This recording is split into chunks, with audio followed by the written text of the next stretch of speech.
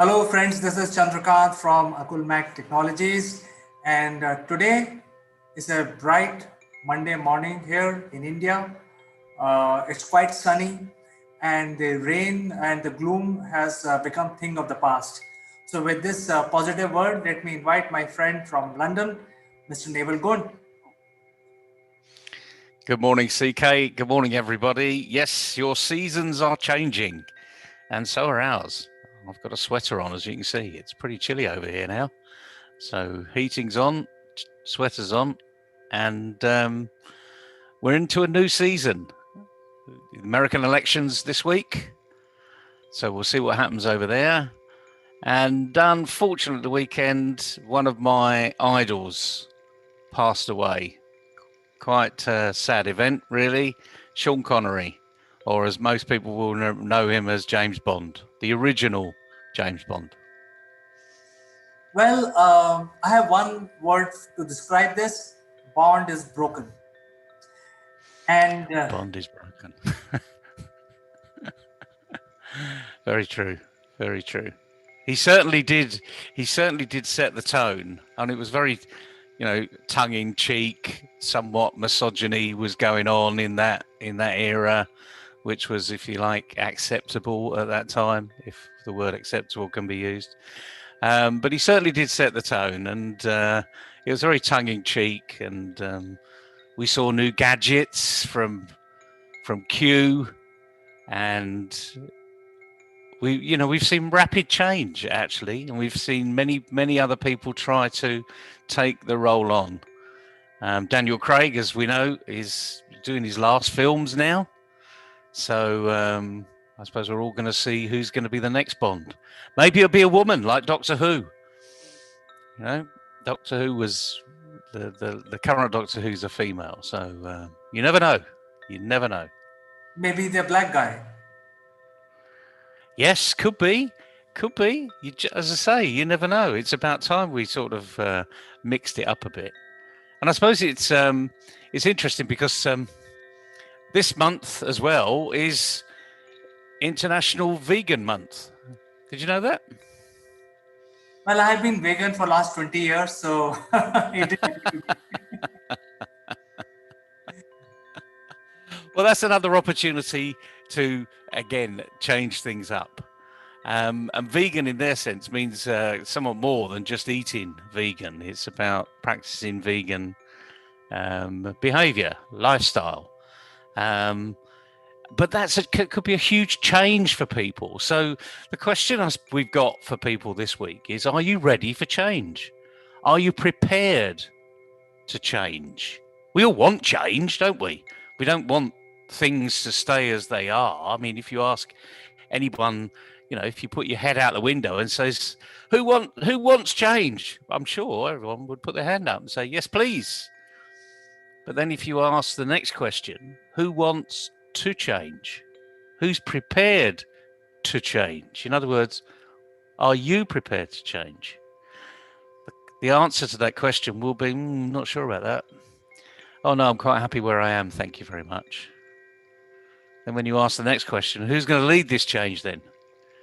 All of a sudden, the whole room disappears. There's no one around, because not only have we got a shortage of leaders, we've certainly got a shortage of people that will lead change because, as you and I both know, most change doesn't succeed. It's true, isn't it? 80% of change in big organizations just doesn't succeed. So who's going to lead that one? That's an exit strategy. Right. So I think you rightly put, Naval. I think I will go back to Sean Connery. During my childhood, I was lucky. During my college years, there was a festival going on in one of the theaters near the college, and I watched all the Bond movies in the morning shows, which are very very cheap. Um, all of them up to that time, and after that I have seen all the Bond movies which came subsequently. So in all of these Bond movies there has been significant change. And if you look the movies where the Daniel Craig is doing a fantastic job, the the style and the persona is so physical. So even the Bond has changed over the years. And you mentioned vegan. I think when I was in US, I did not find any trouble while I was in US because there were a lot of vegan friends, a lot of vegan restaurants available for me to go, and there was acceptance also. So to bring that change in other parts of the world, I struggle sometimes. But Neville, I don't have any animal product on us. We don't have leather, belts, shoes. So it's not only the eating habits, it's also the lifestyle which comes along, and that requires a lot of change. So if we talk about business, as you rightly said, nobody wants to change and nobody wants to lead the change.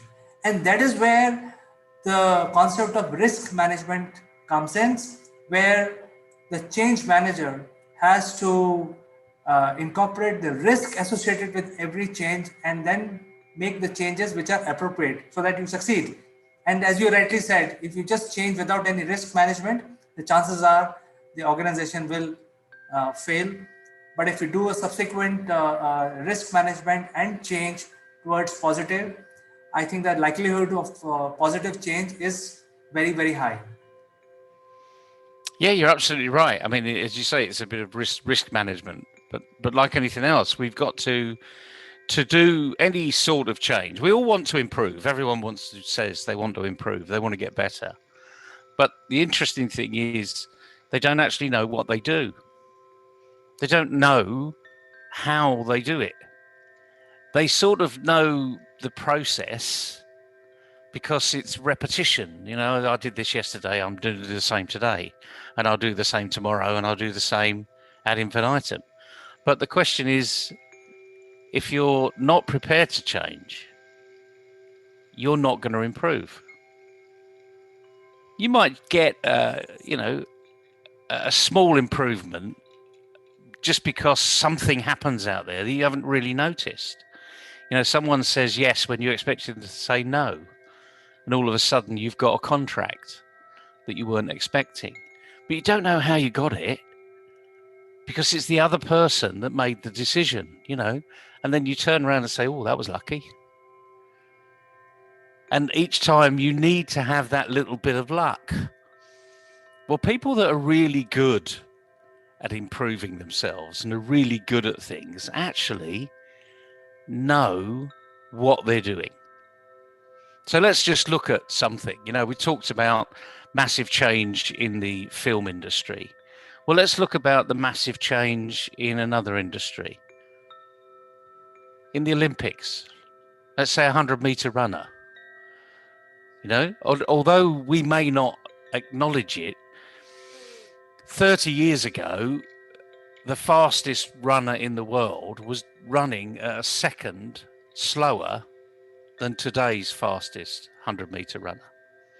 So Usain Bolt is approximately a second, 1 second. That's almost 10% better than we were 30 or 40 years ago. That is a huge stride because we're only talking over 100 meters. You can actually see 100 meters. And to be 10% better internationally on a world stage is something to be recorded, something to be reckoned with. But now let's look at all of the different athletes, all of the sizes of the athletes that we've had over that 30, 40-year period. Some have been tall and skinny. Some have been tall and well-built. Some have been short and stocky. Some have been short and skinny.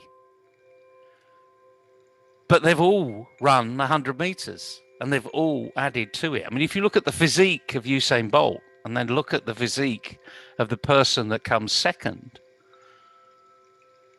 Usain Bolt is 8 or 9 inches taller.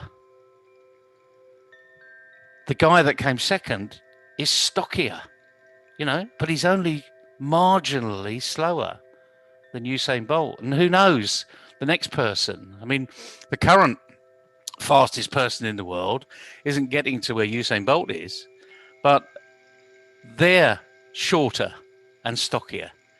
So we're coming through some sort of cycle here, are we? Or is it luck? The point is, it's not luck. This is about process. This is about being better than I was yesterday. Athletes have it really easy because they do something called personal best. And they know that if all the conditions are there, they will achieve their personal best if they're on top form. If they've had the right breakfast, if they've done the right warm up session to making that run. And notice they don't do all of these big runs, these major tournaments. They're not week in, week out. The Olympics is once every 4 years. World Athletics, again, once every 4 years. So they have a huge build up period. But in business, we don't have once every 4 years. Most SMEs, it's week to week, month to month, day to day. But the thing about this is, the message this week is, if you're not prepared to change, you won't improve. And then the issue is, what are you going to change? Just do something slightly differently. Go and practice, go and experiment. Something that isn't going to make a massive impact in your organization, but something that ultimately could make a big impact if you do things slightly different than what you're doing today. Hope that makes sense. Neville, if I take this learning from you and apply verbatim as it is, I mean, you mentioned about the athletes and the advantage the winner has is only few microseconds. And that is what makes all the difference between gold and silver. So you see, a few advantage in a business also will make a great deal if you're able to change and make those few advantages add to your own business. So I think if I have to apply your teaching today in absolute businesses, the message I can give to my clients and my prospect is that, hey, change is inevitable. And I think as a business, we should be able to change. And today, for next 2 years, we know for sure that digital age has arrived finally. So why not leverage it?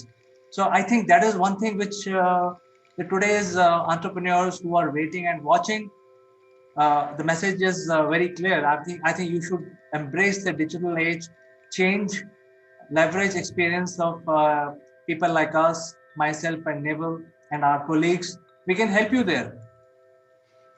Absolutely. I mean, as you say, the digital age is here. It's been here for a number of years. It's something that some people have recognizing that it's actually landed because of COVID. They've been stuck at home. They haven't been able to go to their businesses. So just embrace it. Don't worry about it. Change is inevitable. Just do something slightly different than you did yesterday. That could be, you know, go onto LinkedIn and renew some of your relationships that you have forgotten for a while. Pick 5 that you haven't spoken to a while and just send them a little note. Not spoken in a while. COVID's really made a mess of the world. How about having a discussion and seeing where we can go? If you don't make that first step, don't expect someone else to do it. Leadership is about doing things, and good leadership is about getting ahead of the curve and doing things first, being the trailblazer, that experimenter, getting ahead of that curve. And let's face it, that curve has been flattened, as they said, for some time now. So just do something different. And it's within your capability. You're an entrepreneur. You've done something different to become an entrepreneur. Trust me, all you got to do is go back and think, what did I do then? And try again. Just see what's happened, what's changed. And then you'll get better. It's as simple as that. Absolutely, Neville. I think these are very good advice today you have given to our viewers.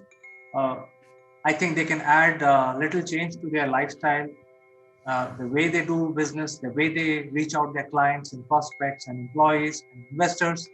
So with this, we can end our discussion today. I think it's a good learning for all of us. And I'd like to say thank you to you for today's advice Pleasure. and tips. Well, let's hope people can go and do it, because let's face it, the world needs leaders. It needs entrepreneurs to get out there and do something. So take this advantage. This is the first Monday in November. Make the change. Thank you so much, Neville. We will catch up again tomorrow. Cheers, CK. Bye, everybody. Bye bye.